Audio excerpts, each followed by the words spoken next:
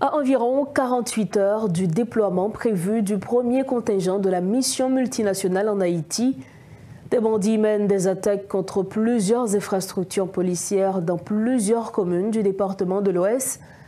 À Croix-des-Bouquets, les bandits de Canaan ont détruit le commissariat de Cesles à l'Île-à-Voix, tandis que ceux des 400 Marozo ont démantelé la prison civile.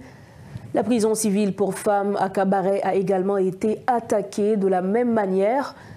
De la commune de Tabar, nous avons appris qu'une vive tension a régné ce mardi. Des tirs nourris ont été entendus.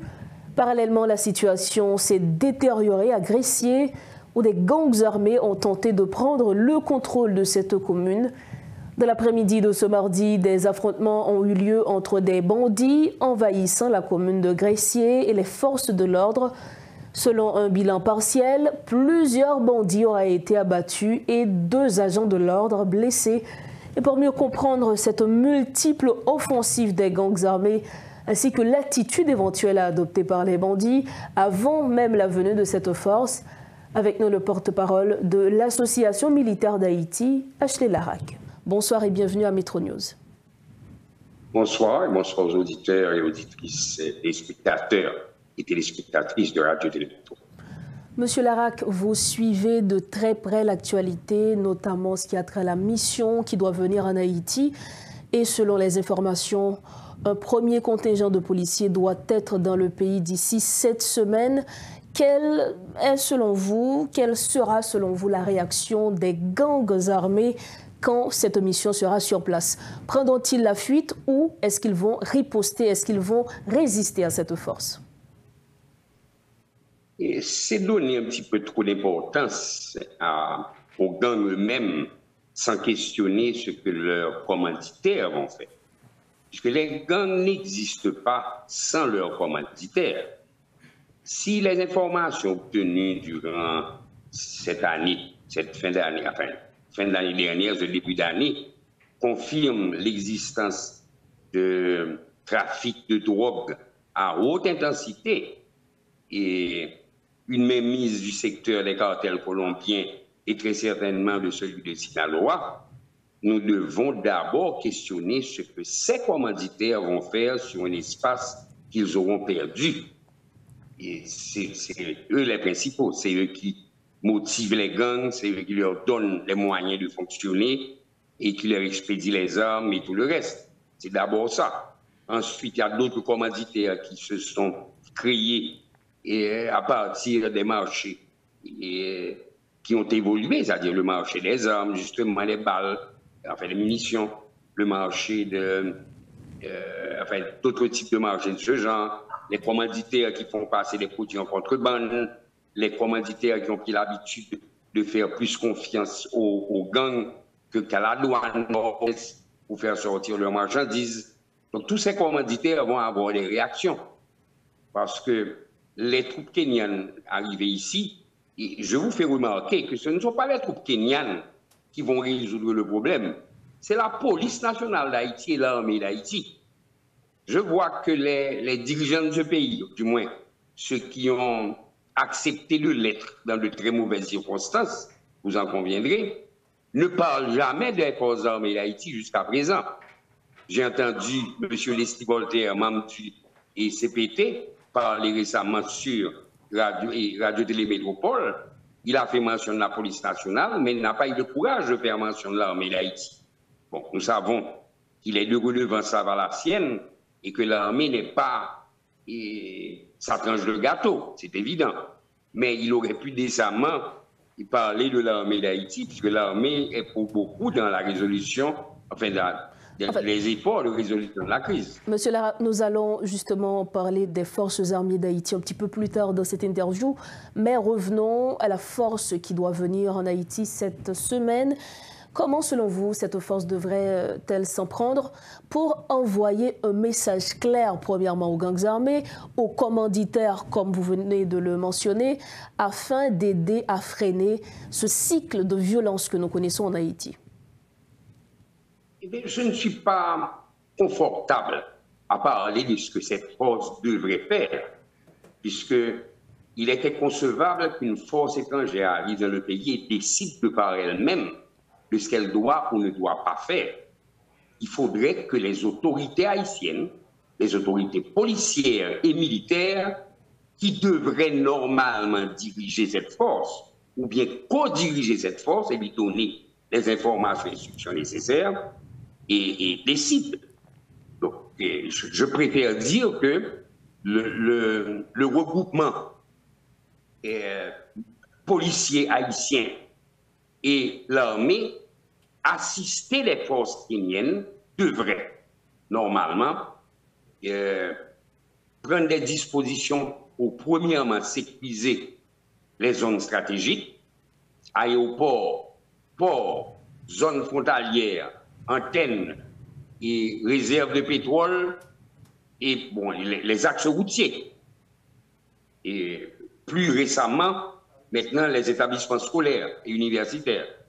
Mais bon, ils devraient d'abord mettre en place une campagne, enfin, et faire une stratégie pour sécuriser. Et j'insiste sur le fait que ce ne sont pas les forces kenyennes, mais la police nationale d'Haïti et l'armée d'Haïti assister les forces kenyennes qui doivent faire ça. Il n'est pas question que les forces kenyennes prennent des initiatives dans un pays que le nôtre.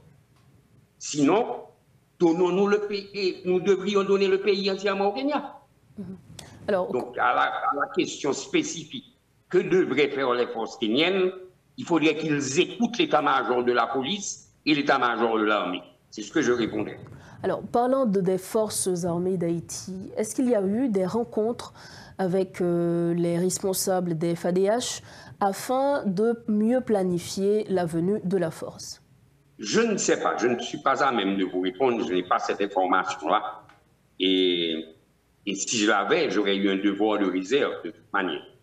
Mais je ne pense pas, en tant que citoyen, je ne pense pas qu'il y ait eu des rencontres. Sinon, l'armée se serait mieux préparée à recevoir les forces kenyennes et on aurait vu un représentant de l'état-major à l'arrivée de ce contingent de 17 qui sont rentrés hier, paraît-il. Mais je ne pense pas qu'il y ait eu, et c'est malheureux qu'il n'y ait pas eu de contact réel avec les forces armées d'Haïti pour que celles-ci, d'ailleurs, puissent voir dans quelle mesure elles peuvent profiter de la présence des Kenyans pour moderniser son armée et l'armée d'Haïti. Alors, vous l'aviez dit, les forces armées d'Haïti devraient faire partie de cette mission, du moins les troupes kenyanes devraient également assister les forces armées d'Haïti et la police nationale. D'où la question, quel devrait être le rôle justement de l'armée face à cette mission que nous allons avoir? Vous savez, contrairement à la police, l'armée est entraînée pour sécuriser les zones. Allons dire que la police reprend certaines, ce qu'on appelle des secteurs perdus, des zones perdues. À ce moment, l'armée doit y établir des bases et la sécuriser jusqu'à ce que la police elle-même en reprenne le contrôle complet et puisse permettre à la population de vaquer à ses activités. Tous les espaces qui sont occupés aujourd'hui par les gangs armés, dès que la police et l'armée et l'assistance étrangère, bien sûr, puisqu'elle est inévitable maintenant, dès qu'ils en reprennent le contrôle, c'est le rôle de l'armée de s'installer durablement dans ces zones-là pour empêcher que les gangs ne reviennent en prendre possession. Donc, ce serait le rôle spécifique de l'armée, protéger les sites stratégiques, etc. La police n'a pas été entraînée ni conçue pour le travail de sécurisation. Elle a été conçue, enfin, les forces de police de par le monde entier sont conçues pour faire respecter l'ordre, la discipline et les lois. Donc, automatiquement, leur mission de récupération finie, l'armée doit en reprendre le contrôle. Alors, tenant compte de la mission même de l'armée, comment expliquer le fait que la force va venir sans pour autant qu'il y ait une préparation avec les forces armées d'Haïti? Comment expliquer la non-participation, on va dire jusqu'ici, avec toute la précaution que ça nécessite, que les forces armées d'Haïti ne fassent pas partie intégrante de cette mission, M. Larac? Bon, je ne peux pas vous affirmer qu'elle n'en fait pas partie intégrante. Je peux simplement constater, comme vous, que les personnes ayant notoriété et étant responsables du gouvernement n'en parlent pas, ce qui n'est pas normal. Donc, fort est de constater en tant que citoyen que si les dirigeants de ce pays n'en parlent pas, c'est qu'elles n'existent pas. Donc, et ça, à ce stade, c'était concevable. On ne peut pas faire rentrer des bottes étrangères, policières ou autres dans un pays sans que l'armée ne soit pas partie prenante de cette décision-là et dise elle-même et ce dont elle a besoin pour se moderniser et se perfectionner. Donc c'est une aberration, mais que nous comprenons vu la situation politique. Vous avez un CP qui est en majorité de redevance lavalassienne. Et il s'agit de ce parti qui avait éliminé l'armée entièrement. Vu l'historique enfin, entre l'armée et le parti Lavalas, nous comprenons la frustration de ces gens-là et leur hésitation à faire rentrer l'armée dans quelque chose. Et nous prenons excusez, mais nous souhaiterions que ces gens prennent de la hauteur pour savoir que tous les pays qui se respectent ont une armée et pour travailler pour le peuple. Il faudrait aussi que nos militaires comprennent aussi que l'armée doit être au service du peuple, pas pour faire des coups d'État. Une armée doit être une armée service et il faut la moderniser pour qu'elle puisse remplir ses fonctions dans à peu près 100 jusqu'à 800 corps de métiers différents. Dernière question, M. Larac, pour mettre fin. Quelles sont vos recommandations pour assurer le succès de cette mission en Haïti? C'est une question que vous auriez dû poser au début parce que la réponse est assez longue. Pour assurer le succès d'une opération comme ça, il faudrait d'abord que les ministères remplissent pleinement leur rôle, qu'on rétablisse l'autorité de l'État dans ce sens. On ne peut pas avoir une mission comme ça sans avoir une campagne de sensibilisation des jeunes. Est-ce que vous avez jamais entendu dans une radio, une télévision ou quoi que ce soit un message de l'État aux jeunes qui rentrent, enfin, qui se jettent dans les gangs, etc. Il n'y a jamais eu de message à ces jeunes-là. Donc, si l'un des jeunes qui est maintenant dans un gang dit qu'il n'a jamais entendu l'État, on ne lui a jamais rien dit d'autre. Les seules choses qu'on voit dans les réseaux sociaux, ce sont les messages d'ISO, de Jeff Canaan, de 400 Maozo dans mon 100 jours. C'est ça seulement qu'il y a sur la toile. Il n'y a jamais eu une initiative de l'État pour contrebalancer cette invasion des réseaux sociaux. Mais vous ne pouvez pas diriger un pays sans une campagne de motivation, une campagne de renforcement de la citoyenneté et du civisme. Et même aujourd'hui, on parle dans les nouvelles du débarquement des forces kéniennes. Il n'y a aucune campagne qui demande à la population de se comporter de telle ou telle manière. Ça n'existe pas. Et ça aurait dû exister. Nous, comme population, nous ne savons pas quel comportement nous devons avoir avec les forces kéniennes. Qu'est-ce qu'ils sont autorisés à faire et qu'est-ce qu'ils ne sont pas autorisés à faire. Donc, est-ce que Kenya va m'arrêter dans la rue pour me demander de fouiller ma voiture? Est-ce que je vais accepter? Je ne suis pas certain de devoir accepter, puisque les responsables de mon gouvernement n'ont rien dit. Donc, vous allez avoir énormément de problèmes avec cette force-là, puisque je ne suis pas au courant de ce qui leur a été dit, de ce qui leur a été autorisé.